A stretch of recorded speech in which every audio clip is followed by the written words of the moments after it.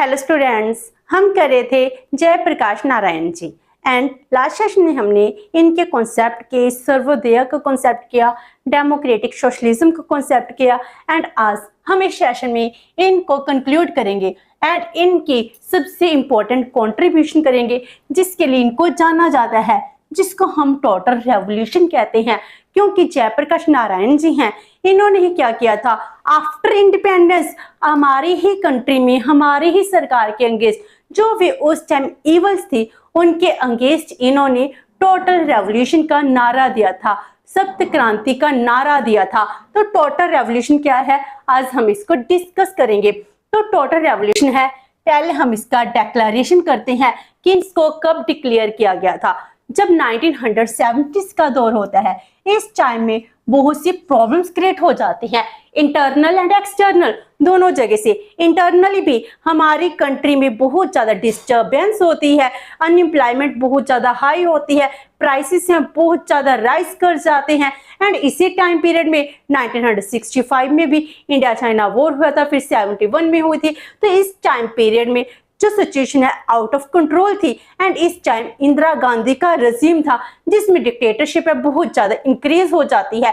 And इस time period में 1970s में ही 1974 में बिहार मूवमेंट स्टार्ट होता है, जिसको स्टूडेंट्स हैं वो मूवमेंट स्टार्ट करते हैं अगेंस्ट करप्शन ऑथोरिटेरियन रजीम। तो वो कहते हैं हमारी कंट्री में हमको करप्शन नहीं चाहिए। जो हमारे लीडर्स थे जिन्होंने देश को आजादी दिलाने के लिए अपना खून बहाया है, हमको उनके आदर्शों के अकॉर्डिंग ही चलना चाहिए। तो बिहार मूवमेंट स्टार्ट होती है। इसी टाइम पीरियड में गुजरात में भी नव निर्माण आंदोलन है वो स्टार्ट हो जाता है, जिसमें जेपी नारायण जी को बुलाया जाता है, कहा जाता है आप ही इस आंदोलन को लीड कीजिए। तो बिहार का आंदोलन एंड गुजरात का आंदोलन, इन दोनों आंदोलनों में क्या करते हैं, जेपी नारायण जी शांतिपूर्वक लीड करने की कोशिश करते हैं।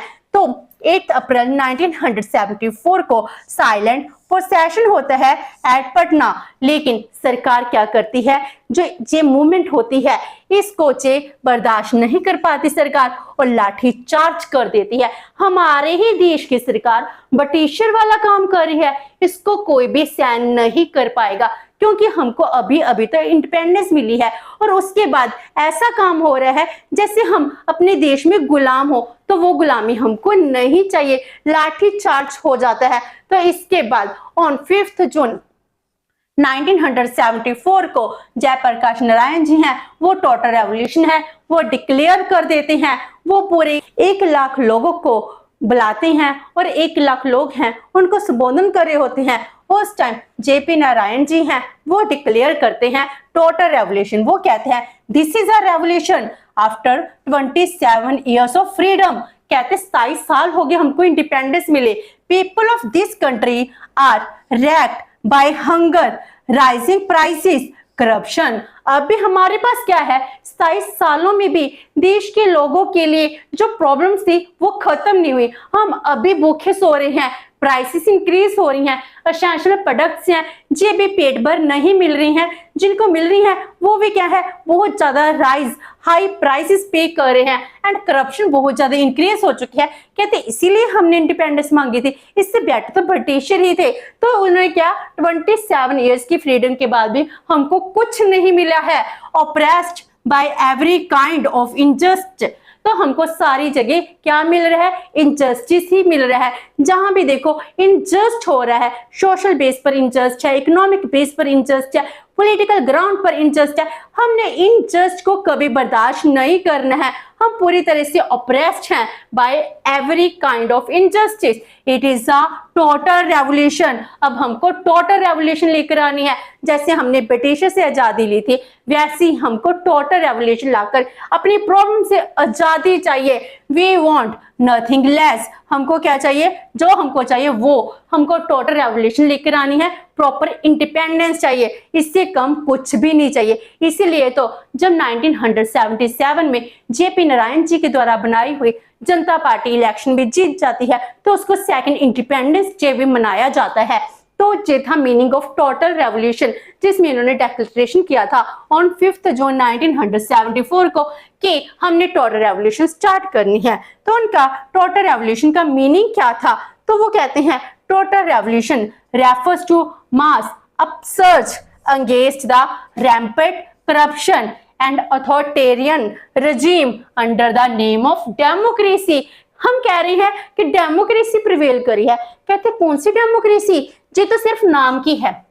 एक्चुअल में डेमोक्रेसी के नाम पर क्या चल रहा है? बहुत ज्यादा करप्शन चल रही है। एक ही पर्सन की अथॉरिटी है।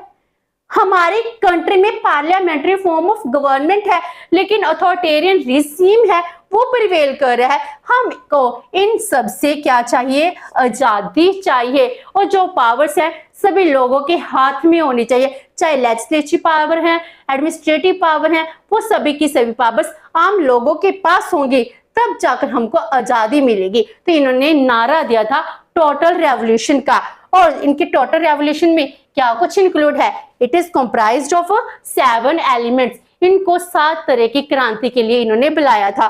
तो it envisaged transformation of the entire social order. तो ये कहते हैं पूरा का पूरा सोशल ऑर्डर है वो चेंज करना है, पूरी सोसाइटी चेंज करनी है, including total elimination of economic disparities, social discrimination. हमको जितनी भी हमारी कंट्री में इकोनॉमिक डिस्पैरिटीज इंक्रीज हो रही हैं, रिच रिच हो रहे हैं, पुअर पुअर हो रहे हैं, हमको ये डिस्पैरिटीज को खत्म करना है। सोसाइटी में डिस्क्रिमिनेशन चल रहा है, आज भी कास्ट के नाम पर, रेस के नाम पर, क्लास के नाम पर डिस्क्रिमिनेशन है। इस डिस्क्रिमिनेशन को खत्म करना है। जो डाउन ट्रोडन लोग हैं इनको पॉलिटिक्स में आगे लेकर आना है। So we wanted to decentralized all powers in the hands of masses.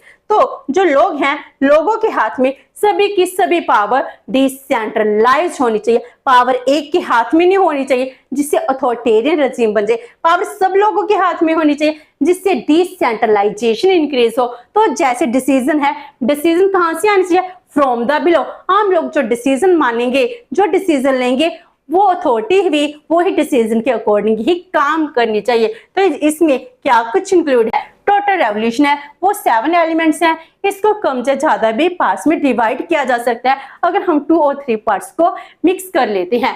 तो पहले हम कहते हैं सोशल रेवोल्यूशन। सोसाइटी में जो कुछ भी डिस्क्रिमिनेशन है इसके अगेंस्ट रेवोल्यूशन करने की जरूरत है। इकोनॉमिक डिस्पैरिटीज के अगेंस्ट हमको रेवोल्यूशन करने की जरूरत है। एंड उसके बाद पॉलिटिकल रेवोल्यूशन करने की जरूरत है जिससे लोगों की पार्टिसिपेशन है इसको इंश्योर करना है। हमको ग्राम स्वराज की डिमांड करनी है जिसमें लोग अपने डिसीजन खुद लेंगे, अपना एडमिनिस्ट्रेशन खुद रन करेंगे। कल्चरल रेवोल्यूशन करने की जरूरत है जिसमें सभी कल्चर हैं, सभी रेसेस हैं, इनको इक्वालिटी दी जा सकती है। आइडियोलॉजिकल एंड इंटेलेक्चुअल रेवोल्यूशन की जरूरत है। तो एजुकेशन पर सबका राइट होना चाहिए। तो जो हमारे आइडियाज है, सबके आइडिया हैं, उनको प्रॉपर इंप्लीमेंट किया जाना चाहिए। तो जो आइडियोलॉजिकल डिफरेंसेस है पॉलिटिकल पार्टीज को चाहिए वो डिफरेंसेस को खत्म कर कॉमन वेलफेयर की बात करें। इंटेलेक्चुअल है, इंटेलेक्चुअल की बात सुनी जानी चाहिए। तो इसके साथ ही हमारा देश चेंज होगा। एजुकेशनल क्रांति लानी होगी, सबको एजुकेशन प्रोवाइड करानी होगी। फ्री एजुकेशन है वो सिस्टम प्रिवेल करना चाहिए। स्पिरिचुअल तो क्योंकि जे सोशलिज्म में बिलीव करते थे, लेकिन इनका सोशलिज्म कैसा था? जे मटेरियलिस्टिक सोशलिज्म में नहीं, स्पिरिचुअल सोशलिज्म में बिलीव करते थे। इसीलिए जो स्पिरिचुअल रेवोल्यूशन लाने की बात कर रहे हैं जिसमें हर एक ह्यूमन गुड हो, उसकी गुडनेस से अच्छी सोसाइटी प्रिवेल करेगी। जब तक हमारे अंदर स्पिरिचुअल वैल्यूज नहीं होंगे तब तक हमारी सोसाइटी डेवलप नहीं कर सकती है। इस तरह इन्होंने टोटल रेवोल्यूशन का नारा दिया और इसीलिए इनकी टोटल रेवोल्यूशन की वजह से ही जनता पार्टी है वो इलेक्शन जीत भी जाती है। तो इन्होंने जो टोटल रेवोल्यूशन लाई थी इनमें कौन सी टेक्निक्स को यूज किया था? तो ये पीसफुल मेथड में बिलीव करते थे। So Jayaprakash preferred a Gandhian model with some originality. ये चाहते थे जो गांधी मॉडल है हम उसमें ही बिलीव करें, उसके अकॉर्डिंग ही यूज करें। अगर हमको कुछ चेंज करना पड़ता है उसको कर सकते हैं। तो ये non violent and peaceful method में बिलीव करते थे। ये कहते थे पहले जो सरकार थी वो फॉरेनर थी, ब्रिटिशर थी, गोरे थे, लेकिन अब हमारे ही देश की सरकार है जो हमारे वेलफेयर के लिए सोचेगी। So we have a need to always assume confrontation with the government. हमको ऐसा नहीं मानना है कि हमको सरकार के अगेंस्ट एक्शन लेने हैं, बल्कि हमको तो सरकार के साथ कोऑपरेशन करने की जरूरत है। सरकार के साथ कोऑपरेशन करेंगे, पीसफुल हम रैली करेंगे, इससे सरकार ने हमारी बातों को मान लेना है।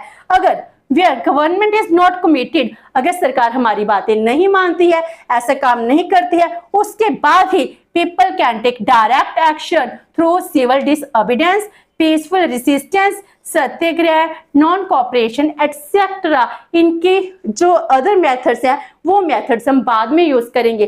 पहले हम non violent and peaceful method use करेंगे, हम सरकार के साथ कोऑपरेशन करेंगे, बाद में ही नॉन कोऑपरेशन पर आएंगे। तो जो टोटल रेवोल्यूशन थी इसकी सक्सेसनेस क्या रहती है, इससे क्या अचीव होता है। तो इस जब इंदिरा गांधी जी हैं 25 जून 1975 को नेशनल इमरजेंसी डिक्लेयर कर देती है।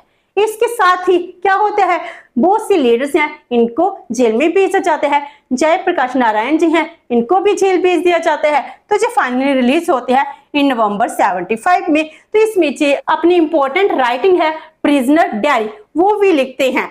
तो वो कहते हैं कि जब वो रिलीज होते हैं उसके बाद ये कहते हैं हमको सरकार के अगेंस्ट एक्शन लेने के लिए अपनी एक सरकार बनानी होगी। सो ही टुक initiative to form Janata party consisting of the opposition parties except communist party. Communist party को छोड़कर सभी की सभी ऑपोजिट पार्टी हैं वो आपस में मिलती हैं तो जनता पार्टी है वो फॉर्म होती है। जैसे अभी इंडिया है, इंडिया गठजोड़ बनाया गया है, वो भी कैसे बनाया गया है, जो ऑपोजिशन पार्टी है बीजेपी के अगेंस्ट उनको मिलाकर इंडिया गठजोड़ बना लिया गया। तो उसी तरह इन्होंने भी एक पॉलिटिकल पार्टी बनाई जिसका नाम जनता पार्टी रख दिया गया। एंड 1977 में लोकसभा की पार्लियामेंट इलेक्शन होती है जिसमें कांग्रेस बुरी तरह से हार जाती है। तो इसमें विक्ट्री किसकी होती है, लोकसभा के इलेक्शन में जनता पार्टी की। तो जनता पार्टी जीत जाती है। उसके बाद मोरारजी देसाई हैं, इसके अंडर हम अपनी नई सरकार बनाते हैं जो पहली नॉन कांग्रेस गवर्नमेंट फॉर्म होती है। तब जब इनकी जीत होती है तो इसको सेलिब्रेट किया जाता है एज सेकंड इंडिपेंडेंस। जब जनता पार्टी है वो सरकार बनाती है जब सत्ता में आती है। इस तरह नॉन कांग्रेस गवर्नमेंट है वो कब बनती है 1977 में, लेकिन ये ज्यादा देर नहीं चल पाती है। तो इनकी पॉलिसीज जो जेपी नारायण जी ने सोचा था वो कुछ देर तो चलती हैं, उसके बाद जो एमपीस हैं वो अपने मन की पावर हंगर अप्रोच है इसके अकॉर्डिंग फिर चलने लग जाते हैं, जिससे जिस सरकार ज्यादा टिक नहीं पाती है 79 में लोकसभा है वो डिसॉल्व हो जाती है। तो वेदी से हमने जयप्रकाश नारायण जी हैं इनके कॉन्सेप्ट किए, इनकी जितनी भी फिलोसफी थी, इनकी थॉट थी, इनको डिस्कस किया। विद दिस जयप्रकाश नारायण जी का कॉन्सेप्ट कंप्लीट होता है। होप्स कि आपको जो सेशन अच्छा लगा होगा। अगर आपकी कोई क्वेरी है तो पोस्ट कमेंट बॉक्स में, वीडियो अच्छी लगी तो please like and share with your friends. Thank you so much and have a nice day.